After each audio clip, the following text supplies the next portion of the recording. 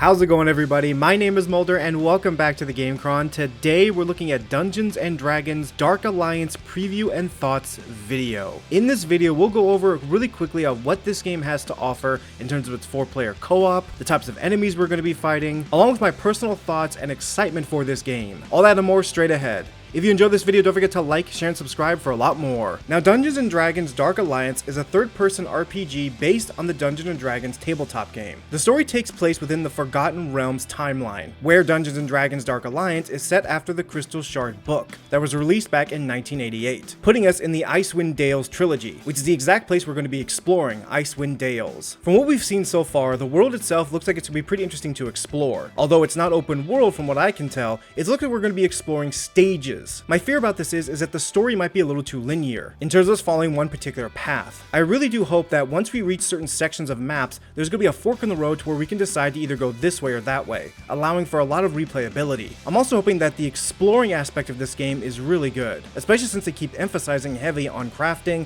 and certain types of gear to unlock for your characters. Speaking of characters, there's going to be 4 different heroes you can choose from, that you can customize and build to your playstyle. These 4 characters are, starting from the top, Drizzt, who is a dark elf that wields twin blades, whose fast agility abilities make him perfect for hit and run attacks, but can also summon magic, which allows him to also bring forth from the astral plane a panther that can help you in battle. Next up is Wulfgav, who's a barbarian, where he can charge into battle with his colossal warhammer and beat his foes to a pulp. In classic barbarian fashion, this looks like to be the best character to go to the front lines with if you're more the in-your-face type of fighter. I personally look forward to playing as this character, but I'm curious to see what type of attacks and different types of abilities he's going to have right off the bat, and if he can use magic as well. Next up is Catti-Brie, who will be the archer in the group, whose deadly bow and arrow makes her a fierce archer at a distance, but she's also going to have some very unique abilities to fire different types of arrows at her enemies. And then finally there's Bruno the Dwarf, where he can wield a powerful axe and shield and charge straight into battle. This character looks like he's going to be a blast to play on the front lines as a tank character. I mean, for heaven's sakes, he has an ale symbol on his shield. What's not to love about that about a dwarf character? Now, after witnessing some gameplay from all 4 of these characters, I have to say I do like the variety that they're going for here. Although I am kind of disappointed there aren't any real spellcasters in the group, but in terms of actually having a mage or a wizard or a sorceress in the group,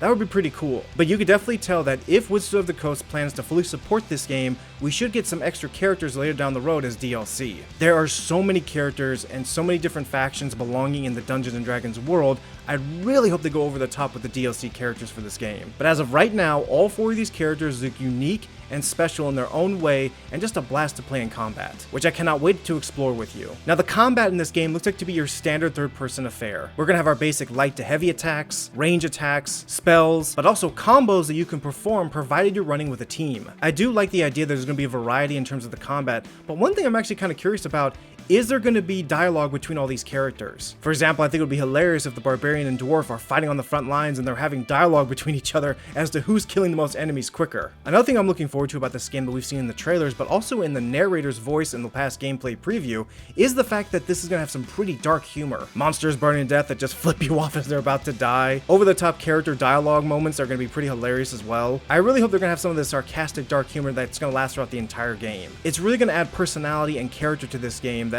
really is going to make it stand out amongst the crowd. Speaking of crowds, there's going to be 30 different types of enemies for us to fight in this game that they've confirmed. Everything from goblins to giants to dragons, you name it. This to me is so important when it comes to a game like this. Variety in enemy types. Nothing gets more boring, for me at least, than when you're playing an RPG and you're running into the same class of enemies over and over and over again. So as of right now, it looks really good that this game's going to have 30 different enemy types for us to run into, along with unlocking different types of gear depending upon what enemy class we defeat. This game will support full customization for our characters and gear unlocks, along with different levels of gear that we can get. They have mentioned there will be no microtransactions, so we don't have to worry about having to pay to win for this game. Overall, aside from my fear of having a linear story and hopefully the environments are a little bit bigger than stage areas, I'm really looking forward to this game. I think the 4 characters we're going to be getting at the start of this game are going to be fantastic to run around with. The dark humor is going to be great, enemy variety looks very interesting, and the boss battles look pretty explosive as well. But I'm curious, what are some things you're looking forward to about this game, but also what your fear is about this game? Definitely drop a comment below, and keep in mind that right here on this channel, not only am I going to be dropping tons of content videos on this game,